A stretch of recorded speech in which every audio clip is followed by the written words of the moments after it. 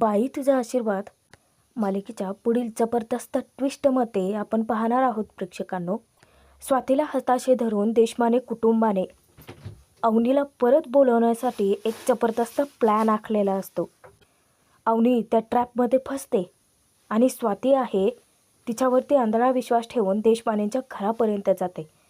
पण तिथे गेल्यानंतर एक खूप मोठ्या गोष्टीचा तिच्यासमोर खुलासा होतो आणि तेव्हाच सर्टिफिकेट घेऊन अवनी दांगटांच्या घरी परत येणारच असते. पण अवनीने दांगटांच्या घरी जाण्याचा निर्णय घेतल्यानंतर चंद्रकांत रागाच्या भरात तिचे सगळे सर्टिफिकेट जाळतात आणि अवनीला डांबून ठेवण्याच्या प्रयत्नात असतानाच तिथे आपला हिरो राजा जबरदस्त एंट्री घेतो. देशमाने कुटुंबालाच काय, तो चंद्रकांतला असा काही धडा शिकवतो ना की राजा त्या सगळ्यांचा बँड बाजा वाजवून सन्मानाने अवनीला परत घेऊन जातो आणि अवनी आता कायमचीच दांगटांची सून म्हणून राजाच्या सोबत परत येणार आहे. पण अशी कुठली गोष्ट आहे प्रेक्षकांनो की ज्याचा खुलासा होतो आणि अवनीचे खाडकन डोळे उघडतात. आपल्यासोबत एक विश्वासघात झाला आहे याची अवनीला जाणीव होते. बघूयात, त्यासाठी व्हिडिओ शेवटपर्यंत जरूर बघा प्रेक्षकांनो. आणि सगळ्यात महत्त्वाचं म्हणजे मी मागचे जेवढे ट्विस्ट टाकले होते 2-3 ते अगदी जसेच्या तसे घडत आहेत. तर प्लीज हा ट्विस्टसुद्धा नक्की बघा. स्वातीला हताशे धरून अवनीच्या आईने एक जबरदस्त सापळा रचलेला असतो. ती गोड बोलून अवनीला घरापर्यंत बोलावून घेते. आता राजाला तर आधी विश्वास नसतोच म्हणून त्याने धन्याला सोबत पाठवलेलं असतं. आता अवनीच्या घरचे देशमाने कुटुंब धन्याला गेट बाहेर उभं करतात, अवनीला घरात घेऊन जातात. तिथे तिच्यासमोर खुलासा होतो की तिच्यासमोर मोठा विश्वासघात झाला आहे. जेव्हा चंद्रकांत आणि महेश घरातच असल्याचे समजतात. आता इथपर्यंत आपण मागच्या व्हिडिओत बघितलं होतं, आता पुढे बघूयात. अवनी त्यावेळेलाच धक्कादायक निर्णय घेते. ती तिच्या आईला सांगते की मला इथून आता जावंच लागेल, मला फक्त माझी सर्टिफिकेट द्या. महेश अवनीला धमकी देतो की आम्ही सांगतोय ना तुला इथं राहा, तुला काही सर्टिफिकेट वगैरे मिळणार नाही आहेत. आमची अब्रू आधी तू वेशीवर टांगलीच आहे, पण आता जेवढे राहिले तेवढे तरी घालवू नकोस. अवनी धक्क्याने विचारते की तुम्ही काय बोलताय? मी तुम्हाला असं कधी म्हटलं की मी इथे राहायला आले? मी फक्त माझे सर्टिफिकेट घ्यायला आले. आता तुम्ही जे काही बोलताय ऐकून भीती वाटायला लागली आहे मला. आई अवनीवरती ओरडते की हां, आम्ही बोललेलं ऐकून भीती वाटते, आम्हाला बघून भीती वाटते. त्या कुटुंबात राहून तुला भीती वाटत नाही का गं? अगं जेव्हापासून त्या घराविषयी मला समजले तेव्हापासून ते त्या घरात कशी राहतेस असा विचार करून तुझी काळजी करून रोज मरते मी. अगं तुला पाहिल्यानंतर तुला परत त्या नरकात पाठवायला काय वेळ लागला आहे का मला? तू अजिबात इथून कुठेही जाऊ शकत नाहीस, गुपचूप तुझ्या खोलीत निघून जा. अवनी समजावण्याचा प्रयत्न करते की आई प्लीज, असं असं का बोलताय तुम्ही लोक? मी सांगते ना मला नाही राहायचं इथे, मी राहूच शकत नाही. महेश चंद्रकांतला अवनीविरुद्ध भडकावतो की बाबा पाहिलं का, म्हणजे आपण किती तिच्यावरती जीव ओवाळून टाकला, किती प्रेम केलं, तर हिच्यासाठी आता ते कुटुंब जास्त महत्त्वाचं आहे. आई तर आता मॅनिपुलेटच करण्याचा प्रयत्न करते अवनीला. तू बाबांकडे बघ, अगं मरणाच्या दारातून परत येऊन बसलेत तुझ्यासमोर, ते तुला जिवंत राहिलेले नको आहेत का गं? अवनी धक्क्याने म्हणते की आई तुझा विचार करून आम्ही रोज मारायचं का? अगं जे काही घडलं आहे ते सगळे आम्ही विसरले आहोत. तू फक्त अवनी आमच्यासोबत राहिलीस ना तरी आमच्यासाठी पुरेसं आहे. अगं आता आमच्यापेक्षा ते घर जास्त महत्त्वाचं वाटायला लागलं आहे तुला. तेव्हा अवनी त्यांना रिक्वेस्ट करते की आई मी अशी कधी म्हटले की मला ते घर जास्त महत्त्वाचं आहे? अगं माझ्यासाठी माझी सर्टिफिकेट जास्त महत्त्वाची आहेत, माझी स्वप्न माझ्या इच्छा जास्त महत्त्वाच्या आहेत. आई हे मला माझी सर्टिफिकेट, माझं आधार कार्ड, पॅन कार्ड, ते सगळे कागदपत्र ते मी त्याचसाठी आलेत. आणि हो, तुम्ही मला माफ केलं, मला परत स्वीकारण्यात तयार आहात. हे ऐकून खरंच मला खूप आनंद झाला आहे. पण या सगळ्या मानसिक स्थितीमध्ये मी इथे राहू शकत नाही. माझी कागदपत्र दिली तर निघून जाईन मी इथून. तेव्हा स्वाती मला समजावते की अवनी अगं आपल्या घरचे काय म्हणतात ते एकदा ऐकून तरी घे, बाबांचं म्हणणं तू शांतपणे ऐकून घे. त्यावर चंद्रकांत भडकतात की स्वाती हिच्याशी काय बोलायचं आहे? अगं त्या दिवशी माझ्या डोळ्यात एकत त्या ड्रायव्हरसोबत लग्न करून गेलीस. अगं त्याच दिवशी तुझ्या नावाने अंघोळ केले होते मी, तुझ्यावर तुळशीपत्र सोडलं होतं. अवनी धक्क्याने विचारते की बाबा प्लीज असं नका ना बोलू. पुढे चंद्रकांत अवनीला सांगतात की तुला इथे बोलवण्याचं कारण म्हणजे तुझ्या आईचे अश्रू माझ्याकडून पकवले जात नव्हते. तुझा विचार करून तुझी आई रोज तडफडते. ते एका आईचं मन आहे. मुलं कितीही स्वार्थी वागली तरी जन्म देणारे पालक ती गोष्ट मनावर कधीच घेत नाहीत अवनी. हे बघ, तू जे केलं तो एक मोठा विश्वासघात होता, तरीही आम्ही तुला मोठ्या मनाने माफ करतोय. तू चूक केलेली सुधार. आम्ही तुला शेवटची संधी देतोय. तुझ्या गळ्यात असलेलं हे मंगळसूत्र आत्ताच्या आत्ता फेकून दे. या घरातून तू जशी निघून गेलीस ना तशीच पुन्हा परत आली असं आम्ही समजू. हे बघ, तू एका दिवसात लग्न करू शकतेस तर मी तुला एका दिवसात घटस्फोट मिळवून देऊच शकतो. अवनीच्या पायाखालची जमीनच हादरते. हे लोक कसला विचार करतायत.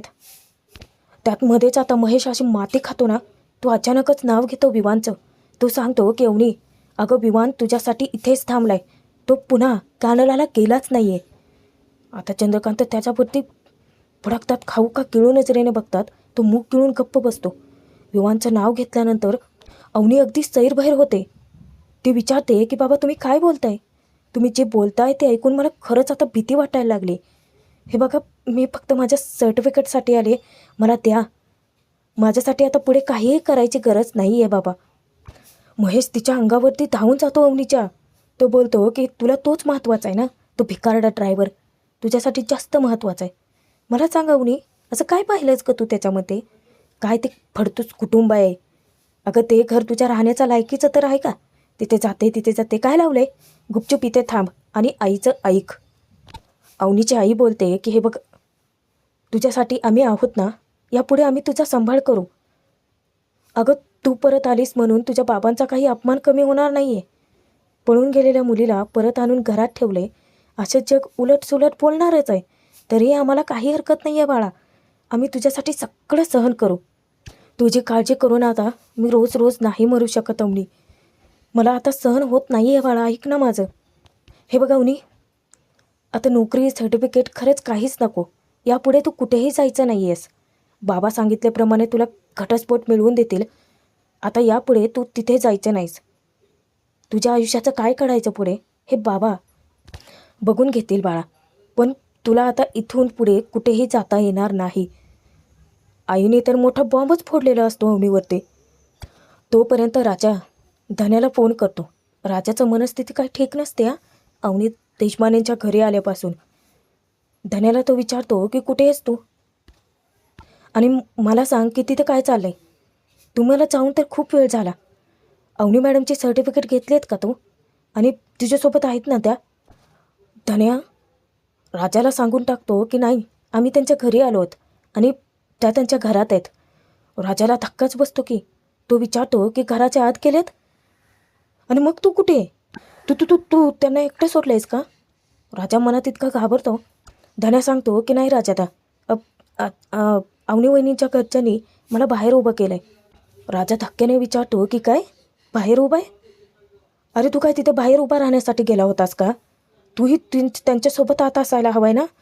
त्यावर धन्या सांगतो की राजादा, अरे त्यांनी बोलवल्यावरच मी आत जाऊन शकेन ना. त्यांच्या घरच्याने मला आत यायला मनाई केली.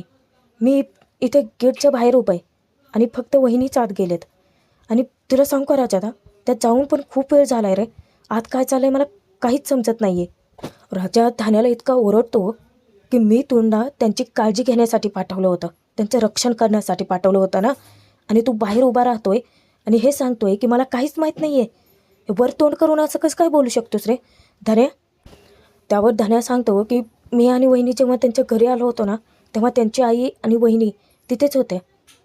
पण त्या खूप छान वागत बोलत होत्या वहिनींशी. आपल्या वहिनीने पण मला आत यायला सांगितलं होतं, पण त्यांच्या आईने मला बाहेर थांबायला सांगितलं. आता मग यावर मी काय करू शकत होतो राजादा. म्हणून मी वहिनींना म्हटलं की तुम्ही जा, मी थांबतो बाहेर.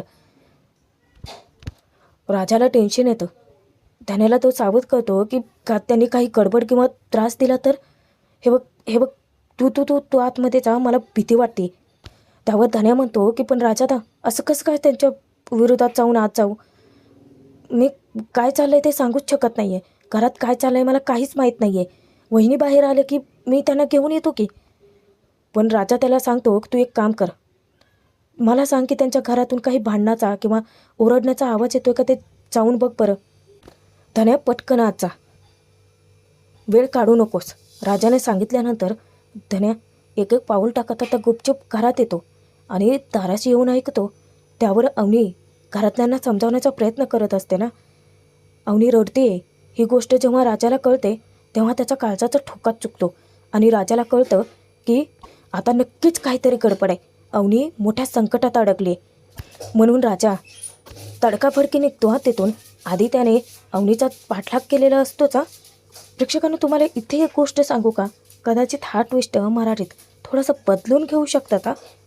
राजाला भीती वाटत होती अवनीसोबत काहीतरी त्यांच्या घरचे करू शकतात. त्याचं मन आधीच थाऱ्यावरती नव्हतं, म्हणून त्याने पाठलाग केलेला असतो आणि राजा त्यावेळेला सावध होतो अवनी अडचणीत आहे, म्हणून तो पटकन निघतो तिथून. इकडे अवनी वैतागते आणि सांगते की यापुढे यांच्याशी बोलून काहीही फायदा नाही आहे. यांना काहीही करून कसंही करून पटवून द्यायचं होतं, पण समजून घेण्याच्या मनस्थितीत इथे कोणीच नाही आहे. इतकं सगळं होऊनही मी घरी आली आहे, तरी मला हे असं कसं काय सांगू शकतात की विवान इथून गेलाच नाही आहे, माझ्यासाठी तो थांबला आहे. यापुढे मी काय बोलू मला खरंच समजत नाही आहे. अवनीचे बाबा चंद्रकांत तिला जा विचारतात की आता पुढे बोल. अगं तुला विवान आवडत नव्हता म्हणून घरातून निघून गेलीस ना, त्या ड्रायव्हरला तू पसंत केलं म्हणून घर सोडून निघून गेलीस ना. त्यावर अवनी अक्षरशः रडकुंडीला येते. कोणी येईल प्रेक्षकांनो, किती मॅनिपुलेट करतायत तिला. अवनी त्यांना सांगते की मी कितीही नाही म्हटलं तरी तुम्ही समजून घेणार नाहीच आहात. मी तुम्हाला पटवून देण्याचा प्रयत्न करणार नाही आहे. हे बघा बाबा, प्लीज माझे सर्टिफिकेट, माझं ID प्रूफ तेवढं मला द्या. माझ्यासाठी एवढंच शेवटचं काम करा प्लीज. चंद्रकांतच्या डोक्यात तिडीक जाते. ते म्हणतात की तू आता माझा दुसऱ्यांदा अपमान करतेस अवनी. त्या दिवशी पोलीस स्टेशनमध्ये माझा अपमान केला. जे काही घडलं ते सगळं विसरून तुला माफ करून तुला स्वीकारण्यासाठी संपूर्ण कुटुंब आज तुझ्यासमोर उभं आहे.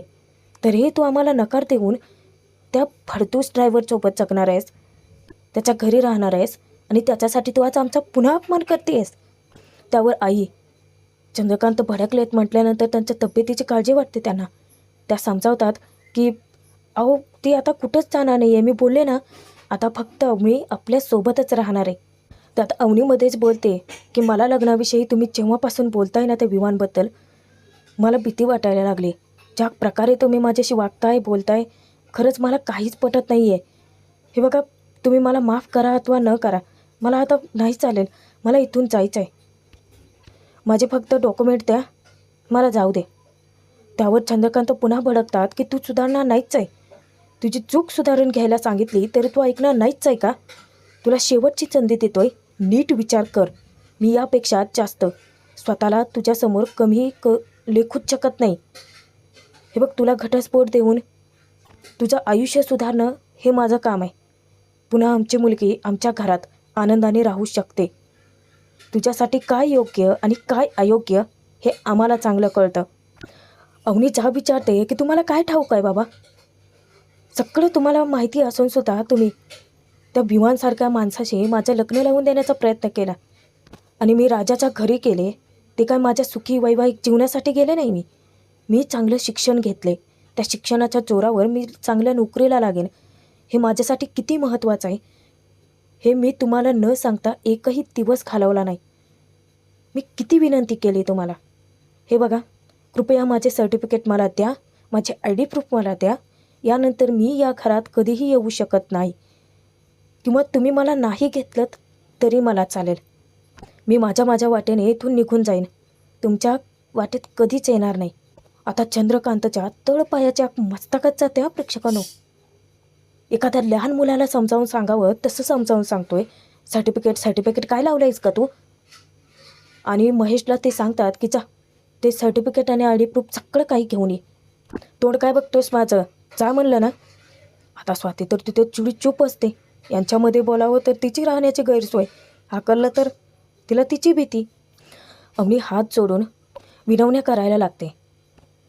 तेव्हा आई अवनीला तेच सतत समजवत असते की ते लोक तुझ्यासोबत काहीही करू शकतात, तसे शक्यता आहे. हे बघ, हे घर तुझं आहे, इथे राहणंच तुझ्यासाठी सुरक्षित आहे. तू इथून कुठेही जाऊ नकोस. इतक्यात महेश ते सगळं डॉक्युमेंट ते सगळे सर्टिफिकेट सगळं काही आणून देतो. अवनी त्यांना किती रिक्वेस्ट करते यार, किती गयावया करते, अक्षरशः भीक मागते ती तिच्या स्वप्नांसाठी, पण त्यांच्या काळजाला पाजर फुटत नाही हो प्रेक्षकांनो. चंद्रकांत विचारतात की हेच हवं होतं ना तुला, हेच हवं होतं, ज्याच्या जीवावर नोकरी करून खूप मोठं आयुष्य जगणार आहे असं म्हणत होतीस ना तू. आता मी तुला 2 पर्याय देतो. जर तुला सर्टिफिकेट हवे असतील तर तुला या घरात राहावं लागेल, तुला इथे राहावं लागेल. आणि जर तुला त्या ड्रायव्हरसोबतच जगायचं असेल तर मग तुला या सगळ्या सर्टिफिकेट शिवाय इथून जावं लागेल. धन्याला आता कळून चुकतं की इथे खूप मोठा राडा होणार आहे, म्हणून तो पटकन फोन करून राजाला लवकर यायला सांगतो. अवनी त्यांना समजावण्याचा प्रयत्न करते की बाबा तुम्ही काय बोलत आहात, अहो या सर्टिफिकेट आणि पुराव्यांशिवाय मी कशी जाऊ शकते, तिथे जाऊनही माझा काहीच उपयोग होणार नाही आहे बाबा. बाबा प्लीज मी आज तुमच्याकडे भीक मागते, प्लीज मामा बाबा मला देऊन टाका ना. अवनी तिथे रडत असताना तिची आई उलट तिलाच ओरडते, ही काय नाटकं चालवली आहेस ग, आम्हीच तुला शिकवलं ना, आणि आज तुला आम्हा कोणाचीच गरज नाही आहे, आमच्यापेक्षा जास्त महत्त्वाचे सर्टिफिकेट वाटत आहेत तुला. चंद्रकांत चक्क तिथे अवनीला ताकीद देतात की हे बघ, तू आमच्या संयमाची खूप परीक्षा घेतेस. अवनी फक्त मी 10पर्यंत मोजणार आहे, त्याआधी तू निर्णय घे, पुढे काय करायचं ते मी बघतो. ठीक आहे, तुला शिक्षण घेतलं आहे, तुला नोकरी करायची आहे, तुला पायावर उभं राहायचं आहे ना, मी उभं राहू देतो. अवनीला थांबवण्यासाठीची नाटकं आहेत चंद्रकांतची. तरी अवनी सांगते की नाही मला जायचं आहे, प्लीज मला द्या. ते अंक मोजायला चालू करतात की 1 2. अवनी भीक मागतच असते, गयाबया करते. एवढंच काय हो, अहो बिचारी ती त्याचे पायसुद्धा धरते, तरीही तिच्या बापाच्या आईच्या काळजाला पाजर फुटत नाही. त्यांना त्यांचा दुबळा स्वाभिमान जास्त महत्त्वाचा वाटतो. 4 5. अवनी विनंत्या करते. 6. अवनी पाय धरते. 7. अवनी महेशचे सुद्धा पाय धरते हो, सर्टिफिकेटसाठी, तिच्या ID प्रूफसाठी. तो तर तिच्याकडे ढुंकूनसुद्धा बघत नाही. स्वातीचा जीव तिच्यासाठी तडफडत असतो, पण त्या बिचारीच्या हातात काय हो, ते काय करू शकणार आहे अवनीसाठी. 8 9 10. आता बोल. अवनी हात जोडून रडत विनंती करत असते. इतक्यातच धन्या हाक मारून येतो की वहिनी.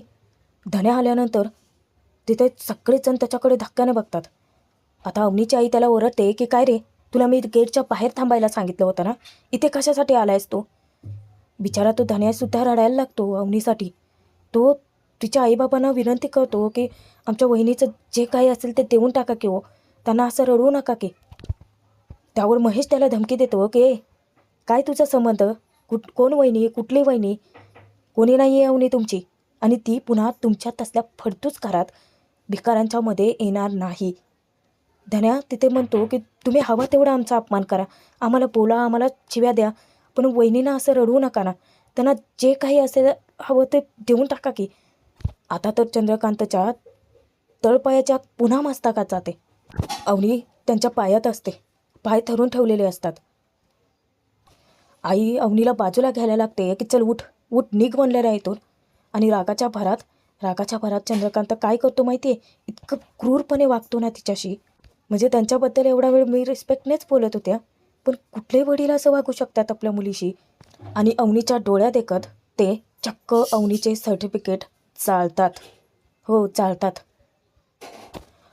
ते सर्टिफिकेट जळत असताना महेश आणि आईने चक्क तिला धरलेलं असतं, अवनीला सोडतसुद्धा नाहीत.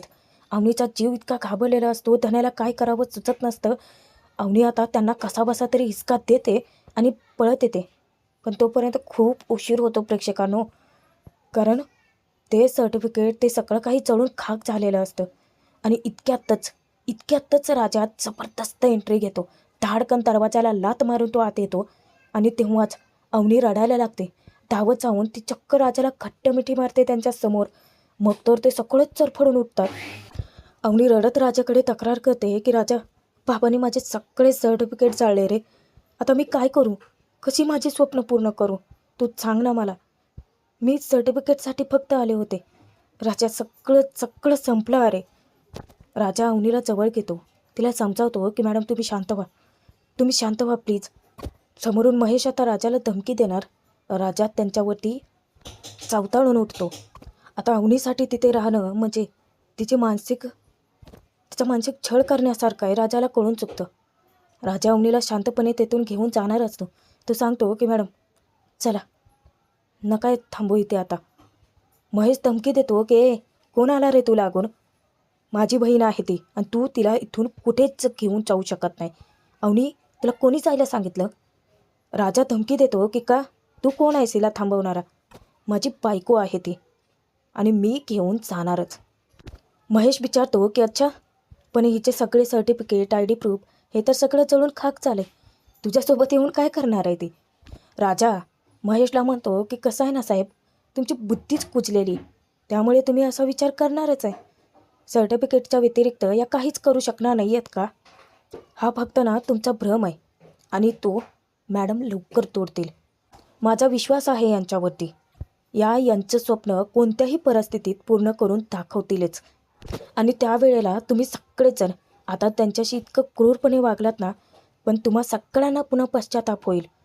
महेश म्हणतो की अरे वा, डायलॉग तर खूप छान मारतोच, पण सर्टिफिकेटच्या व्यतिरिक्त हिला कोण नोकरी देणार आहे?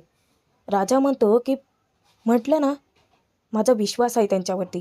आणि हो, एक गोष्ट करा तुम्ही, ती राख आहे ना सर्टिफिकेटची चाललेली, नीट जपून ठेवा. काय आहे, ज्या दिवशी अवनी मॅडम यशस्वी होतील ना, तुमच्यासारख्या लोकांच्या ही काळी राख तोंडाला फासायला होईल. ते सगळेजण धक्क्याने राजाकडे बघतात. राजाला तो महेश बोलवतो की राजा त्यांना जा विचारतो की एखाद्या मुलाला तुम्ही जन्माला घातल्यानंतर कॉलेजमध्ये, शाळेमध्ये पाठवून शिकवून लहानाचं मोठं करता, हे कर्तव्य असतं वडिलांचं. आणि तुम्ही उपकार समजता या सगळ्याला.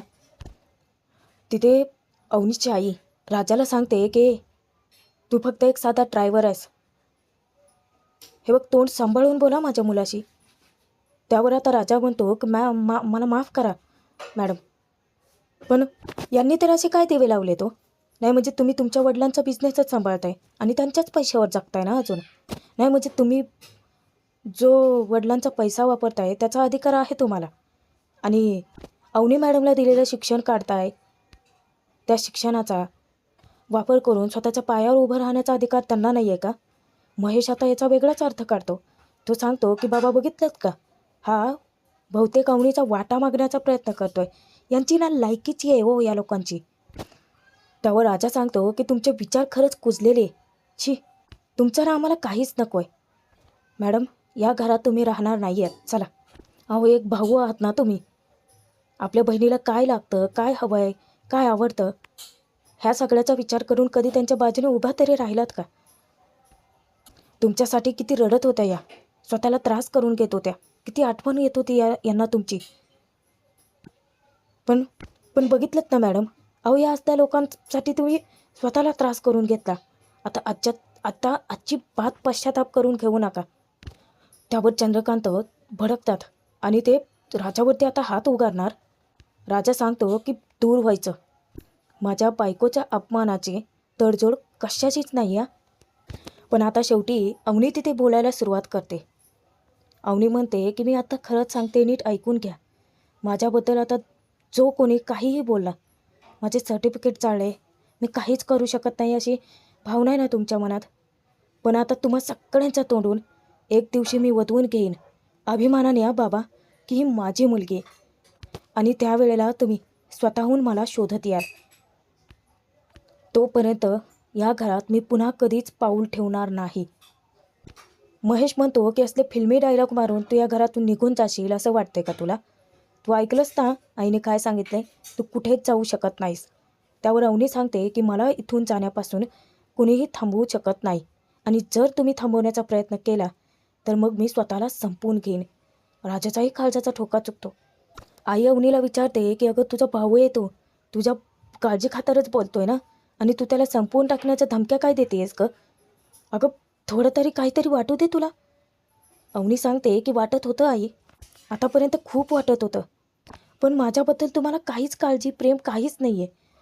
युनिव्हर्सिटीमध्ये मला गोल्ड मेडल मिळालं, त्या दिवशी मी स्टेजवरती किती स्वप्न घेऊन बोलत होते. शाळा कॉलेजमध्ये शिकताना चांगला अभ्यास कर, पहिला नंबर आण, आपल्या कुटुंबाचं नाव मोठं होईल, असं कधीच तुम्ही लोक मला बोलला नाहीत. ज्या वेळेला गोल्ड मेडल मिळवलं होतं बाबा, तेव्हा अख्ख्या गावात तुम्ही सांगत सुटला होतात ना अभिमानाने माझी मुलगी आहे. माझ्यासाठी टाळ्या वाजवल्यात आणि आज तुम्ही स्वतःहून ते सर्टिफिकेट जाळलेत आणि एखाद्या प्रेक्षकासारखं उभं राहून बघत आहात. नाही बाबा, मी आता फार थांबू शकत नाही इथे. पाठीमागून आता सगळेजण सांगत असतात की अवनी या घरात बाहेर पाऊल टाकायचा नाही. अवनीला थांबवण्याचा प्रयत्न करतात, पण राजा असं होऊच देत नाही. अवनीला डांबून ठेवण्याचा प्रयत्नात असताना राजा सन्मानाने त्या घरातून अवनीला बाहेर काढतो. अवनीची बॅग उचलतो, धन्याला सांगतो की चल जाऊयात आपण इथून. आता मॅडम तुम्ही इथे थांबायचं नाही आहे. अवनीच्या मागे मागे येतात तिचे आईवडील, त्यानंतर महेश, स्वाती सगळेच जण येतात. पाठीमागून महेश तिला विचारतो की आता ही लायकी नसलेली लोक तुझ्यासाठी आमच्यापेक्षा जास्त महत्त्वाची आणि मोठी झाली आहेत का तुझ्यासाठी? त्यावर अवनी काहीच रिॲक्ट करत नाही. राजाला ती सांगते की चल. पाठीमागून आता चंद्रकांत जेव्हा बाहेर येतात अवनीच्या मागे, त्यावेळेला ते मोठ्यानं ओरडून सांगतात की अवनी, एक पाऊल तरी पुढे टाकलं तर खबरदार, तुझी सगळी स्वप्न आज स्वाहा स्वाहा झाली आहेत. आता तू काहीही करू शकत नाही. आणि जर आता तू पुन्हा या घरात यायचा विचार जरी केलास ना, तरी तू या घरात परत कधीच पाऊल टाकू शकत नाही. कारण मी तुला शेवटची संधी दिली होती आणि ती तू नाकारली आहेस. अवनी तेथून गुपचूप निघून जाते पुढे. पण राजा अवनीचा अपमान सहन न करता त्याला सडेतोड उत्तर देतो की साहेब, स्वाहा स्वाहा स्वाहा असं आम्ही पण बोलू शकतो. पण कसं आहे ना, बाईचा आशीर्वाद नक्की काय असतो, बाईचं असणं काय असतं याची किंमत तुम्ही कधी मोजलीच नाही आहे हो. त्यामुळे तुम्हाला त्यांची किंमत, तुमच्या घरच्या लक्ष्मीची किंमत कधी कळणारच नाही आहे. पण एवढं मात्र नक्की आहे की मॅडमला मी चांगला ओळखतो. त्या इतक्या स्वाभिमानी आहेत. तुम्ही जे त्यांचे कागदपत्र जाळून राग केले आहेत ना, ते जपून खरंच ठेवा. ते राग तुमच्या तोंडावर फासायला एक दिवस येईन मी इथे. महेश त्याच्यावरती धमकवतो की ए, कुणाशी बोलतोय कळतंय का? अरे आमच्या समोर उभं राहायची लायकी नाही आहे तुझी. राजा सांगतो की नाहीच आहे साहेब, अहो असंच समजतो मी. पण आमचे ना संस्कार मात्र चांगले आहेत. एका बाईला आम्ही कधीच दुखवू शकत नाही आणि एका बाईला तुम्ही लोक कधीच समजूनच घेऊ शकत नाही. एक दिवस या स्वतःच्या पायावर नक्की उभं राहतील, स्वप्न पूर्ण करतील, विश्वास आहे मला. आणि राजाही अवनीसोबत तेथून निघून जातो. प्रेक्षकांनो, हा ट्विस्ट कसा वाटला कमेंट करून कळवायला विसरू नका. आता पुढे काय घडतंय अवनीच्या आयुष्यामध्ये खूप इंटरेस्टिंग ट्विस्ट राहणार आहेत पुढचे. त्यामुळे बघत राहा आपल्या चॅनलवरती आणि सबस्क्राईब करायला विसरायचं नाही या प्रेक्षकांनो, कारण इथे तुम्हाला पुढचे ट्विस्ट बघायला मिळतात. आणि हा ट्विस्ट अगदी असाच थोडासा बदलूनही घडू शकतो.